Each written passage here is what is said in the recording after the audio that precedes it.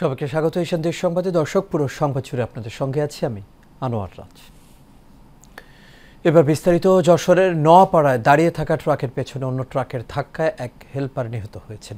যশোর খুলনা সড়কে ভোরে এই দুর্ঘটনা ঘটে। পুলিশ জানায়, খুলনাগামী বিচালি বোঝাই ট্রাকটি ফায়ার সার্ভিসের সামনে দাঁড়িয়ে থাকা অন্য একটি ট্রাককে পেছন থেকে ধাক্কা দেয়। এতে ট্রাকের হেলপার আলমগীর হোসেন আহত হয়। পরে তাকে উদ্ধার করে উপজেলা স্বাস্থ্য কমপ্লেক্সে নিয়ে গেলে অবস্থার অবনতি হলে খুলনা সদর হাসপাতালে নেয় স্বজনরা। সেখানে চিকিৎসক তাকে মৃত ঘোষণা করেন।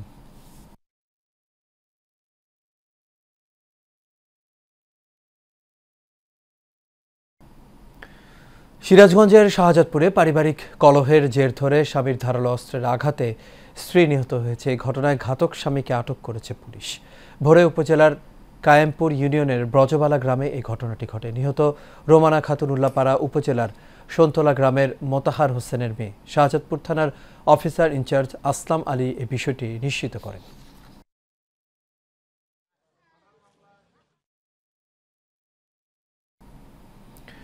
নারায়ণগঞ্জের বন্দরে ইসলাম ধর্ম ও মহানবী হজরত মোহাম্মদ সাল্লাল্লাহু আলাইহি ওয়াসাল্লামকে নিয়ে কটূক্তির অভিযোগে দুইজন হিন্দু ধর্মাবলম্বী শ্রমিককে পুলিশে দিয়েছে স্থানীয়রা। বাংলাদেশ নৌবাহিনী নিয়ন্ত্রিত ডকইয়ার্ড অ্যান্ড ইঞ্জিনিয়ারিং ওয়ার্কস লিমিটেডের ভেতরে এই ঘটনা ঘটে। দুইজনই ডকইয়ার্ডের শ্রমিক হওয়ায় ঘটনার পর তাদের দুজনকে বরখাস্ত করা হয়েছে বলে জানান বন্দর উপজেলা নির্বাহী কর্মকর্তা। এ সময় স্থানীয় এলাকাবাসী ও মুসল্লিগণ শহরের কয়েকটি সড়ক অবরোধ করে রাখে। পরে আইন শৃঙ্খলা বাহিনীর নিয়ন্ত্রণে যান চলাচল স্বাভাবিক হয়।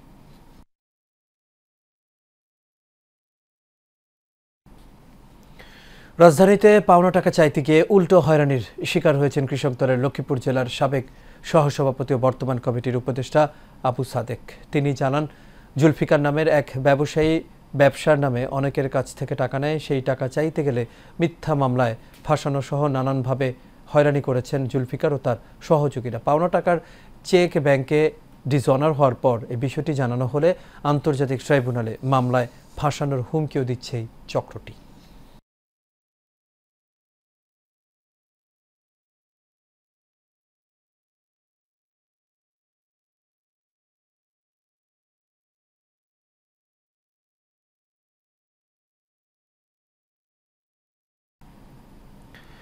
নেত্রকোনায় জেলা ত্রাণ ও পুনর্বাসন কর্মকর্তা মোহাম্মদ রুহুল আমিন ও অফিস সহকারী সাকিব আহমেদ অভির বিরুদ্ধে আইনগত ব্যবস্থা গ্রহণের দাবিতে সংবাদ সম্মেলন হয়েছে। জেলা শহরের সাতপাই এলাকায় এই সংবাদ সম্মেলন করেন ভুক্তভোগীরা। লিখিত বক্তব্যে ভুক্তভোগীরা অভিযোগ করেন, 2024-25 অর্থ বছরে দুর্যোগ ব্যবস্থাপনা ও ত্রাণ মন্ত্রণালয়ের প্রকল্পে নানা অনিয়ম দুর্নীতি করেছেন জেলা ত্রাণ ও পুনর্বাসন কর্মকর্তা মোহাম্মদ রুহুল আমিন ও অফিস সহকারী সাকিব আহমেদ অভি। এ বিষয়ে জেলা প্রশাসক বরাবর লিখিত অভিযোগ করেন তারা। এ নিয়ে গণমাধ্যমে সংবাদ প্রকাশ হলেও নিজেদের অপরাধ আড়াল করতে রুহুল আমিন তার কার্যালয়ে সংবাদ সম্মেলনের মাধ্যমে বিভিন্ন মিথ্যাচার করছেন বলেও দাবি ঠিকাদারদের।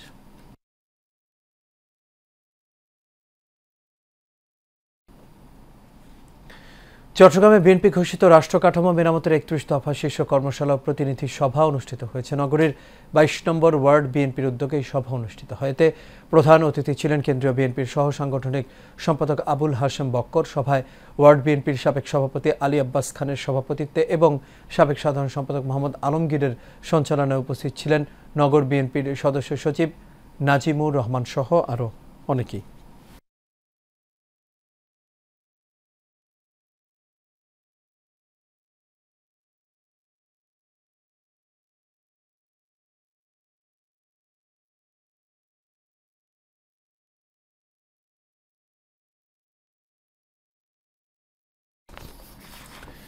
বিএনপির জাতীয় নির্বাহী কমিটির সদস্য ইঞ্জিনিয়ার আব্দুস সোবহান বলেছেন, দ্রুত নির্বাচন না দিলে দেশে ষড়যন্ত্র আরও বাড়বে। বরিশালের গৌরনদীর বার্থিতে বিএনপির ঘোষিত 31 দফা বাস্তবায়নে মতবিনিময় সভায় তিনি এই কথা জানান। উপজেলা যুবদলের সভাপতি মোহাম্মদ মনির হাওলাদারের সভাপতিত্বে এ সময় বিশেষ অতিথি ছিলেন জেলা উত্তর বিএনপির সদস্য মনিরুজ্জামান ভিপি স্বপন, মহিলাপাড়া ইউনিয়ন বিএনপির সভাপতি অধ্যাপক আব্দুল আওয়াল লোকমান সহ আরও অনেকেই।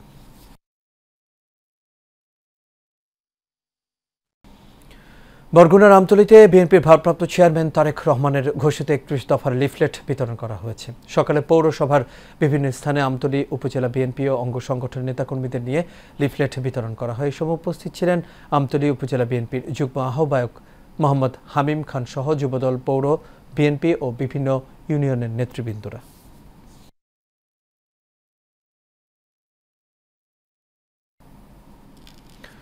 রংপুরে হারাগাছ সরকারি কলেজে ছাত্রদলের সদস্য ফর্ম বিতরণ করা হয়েছে। হারাগাছ কলেজের ছাত্রদলের সভাপতি রেজাউল করিম রেজার সভাপতিত্বে প্রধান অতিথি ছিলেন কেন্দ্রীয় ছাত্রদলের সহসভাপতি এম মুসা। শিক্ষার্থীদের মাঝে সদস্য ফর্ম বিতরণের উদ্বোধন করেন জেলা ছাত্রদলের সদস্য সচিব আফতাবুজ্জামান সুজন।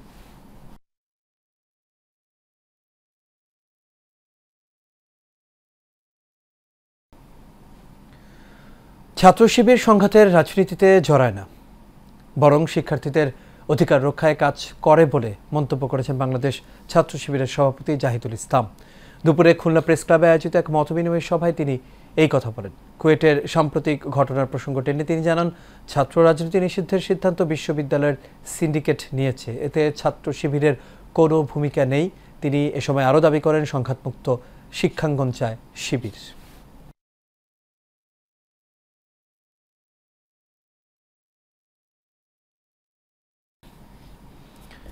ফল আমদানিতে অতিরিক্ত শুল্ক প্রত্যাহারের দাবিতে সংবাদ সম্মেলন করেছে Bangladesh fresh fruits exporters association. দুপুরে রাজধানীর বাদামতলী এলাকায় এই সংবাদ সম্মেলন অনুষ্ঠিত হয়। এতে লিখিত বক্তব্য পাঠ করেন সংগঠনের সভাপতি সিরাজুল ইসলাম। এ সময় আরও উপস্থিত ছিলেন সংগঠনের যুগ্ম সাধারণ সম্পাদক মোহাম্মদ ইউনুস, সদস্য নাজিম উদ্দিন সহ আরও অনেকেই।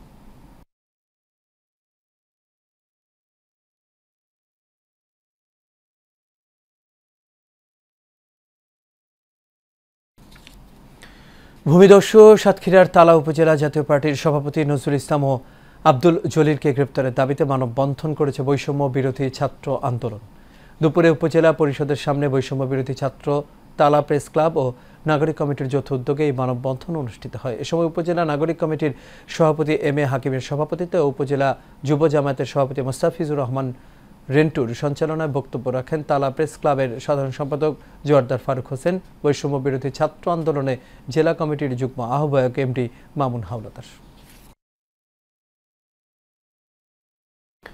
নরসিংদীর রায়পুরায় পলাশতলী ইউনিয়ন পরিষদে গ্রাম আদালত বিষয়ক মতবিনিময় সভা ও ভিডিও প্রদর্শনী করা হয়েছে। সভায় সভাপতিত্ব করেন পরিষদের প্যানেল চেয়ারম্যান মোহাম্মদ মিলন ভুইয়া। বিশেষ অতিথি ছিলেন সমাজসেবক মোহাম্মদ বশির আহমেদ। এ সময় উপস্থিত ছিলেন প্রশাসনিক কর্মকর্তা মোহাম্মদ নুরুল আফসার, গ্রাম আদালতের উপজেলা সমন্বয়কারী মনি আক্তার সহ আরও অনেকেই সেখানে উপস্থিত ছিলেন।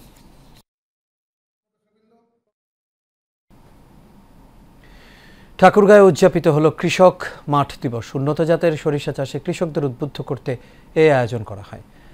সলিডারিডাড নেটওয়ার্ক এশিয়া P2P প্রকল্পের আওতায় ESDOর বাস্তবায়নে ঠাকুরগাঁও ও পঞ্চগড় জেলার 7টি উপজেলায় 40,000 কৃষকের মধ্যে উন্নত জাতের সরিষা চাষের কার্যক্রম পরিচালিত হচ্ছে। মাঠ দিবস উপস্থিত ছিলেন বাংলাদেশ কৃষি গবেষণা ইনস্টিটিউট ঠাকুরগাঁওয়ের principal scientific officer doctor Sarkar Mohammad Abu Hena Mostafa Kamal ও কৃষি সম্প্রসারণ অধিদপ্তরের উপপরিচালক কৃষিবিদ মোহাম্মদ সিরাজুল ইসলাম। মাত্র 9,09,000 টাকা বুকিং দিয়ে রেডি ফ্ল্যাটে উঠতে পারবে ক্রেতারা। এছাড়া 2,09,000 টাকা বুকিং দিলে মিলবে রেডি দোকান।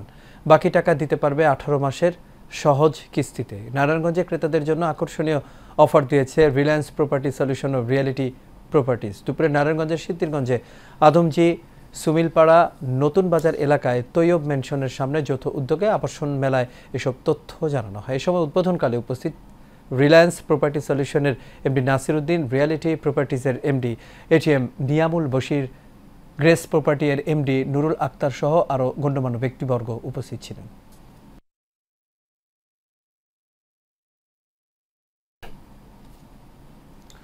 গাজীপুর সদর উপজেলার পিরুজালি এলাকায় ফ্রি চক্ষু চিকিৎসা সেবা দেয়া হয়েছে। বিএনপি ভারপ্রাপ্ত চেয়ারম্যান তারেক রহমানের নির্দেশনায় ও গ্রেটার ঢাকা ফোরাম ইউকের সভাপতি মোহাম্মদ গোলাম সাব্বির আলী পারভেজের অর্থায়নে এর আয়োজন করা হয়। এতে প্রধান অতিথি ছিলেন জেলা বিএনপির 1 নম্বর যুগ্ম আহ্বায়ক অধ্যাপক ডাক্তার SM রফিকুল ইসলাম বাচ্চু।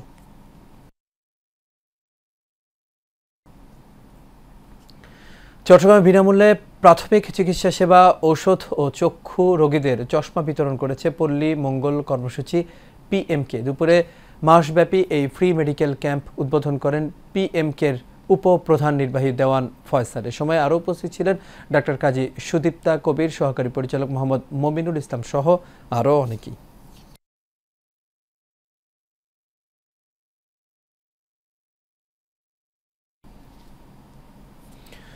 স্বাস্থ্য সচেতনতা ও চিকিৎসার মান উন্নয়নে বরিশালের গৌরনদীতে মতবিনিময় সভা অনুষ্ঠিত হয়েছে।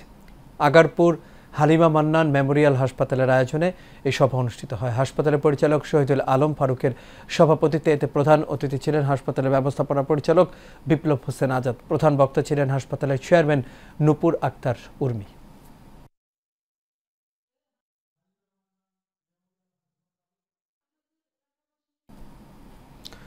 চট্টগ্রামে জমকালো আয়োজনের মধ্য দিয়ে শেষ হয়েছে শেফদের ৭ম বর্ষপূর্তি ও মিলন মেলা।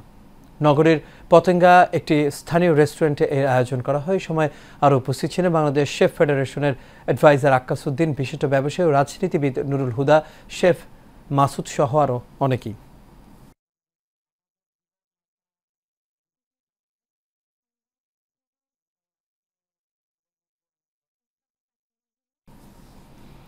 গাজীপুরের শ্রীপুরের HAK একাডেমির প্রায় সহস্রাধিক শিক্ষার্থী ও অভিভাবকদের অংশগ্রহণে এক অনাড়ম্বর বার্ষিক শিক্ষা সফর অনুষ্ঠিত হয়েছে।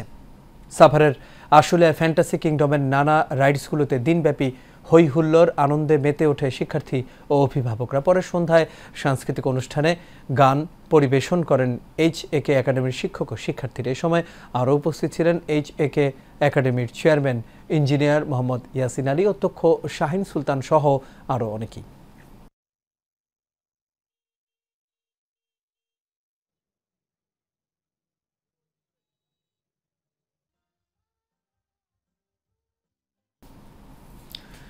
আন্তর্জাতিক মাতৃভাষা দিবস উপলক্ষে বিএনপির ভারপ্রাপ্ত চেয়ারম্যান তারেক রহমানের পক্ষ থেকে গাজীপুরে ৫ শতাধিক মানুষের মধ্যে বস্ত্র বিতরণ করা হয়েছে। সকালে তেলিহাটি ইউনিয়নের মুলাইদ গ্রামে ইউনিয়ন বিএনপির সহ যুব বিষয়ক সম্পাদক আনোয়ার হোসেন এবং মাঝারুল ইসলাম বাবুর সহযোগিতায় এর আয়োজন করা হয়।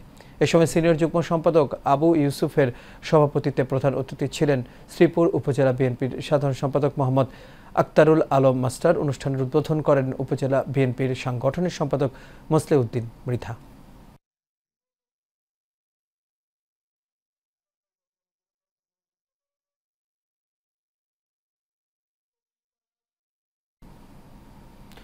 দর্শক, দেশ সংবাদ এ পর্যন্ত। আমাদের পরবর্তী সংবাদ দেখার আমন্ত্রণ রইল। এতক্ষণ সাথে থাকার জন্য সবাইকে ধন্যবাদ।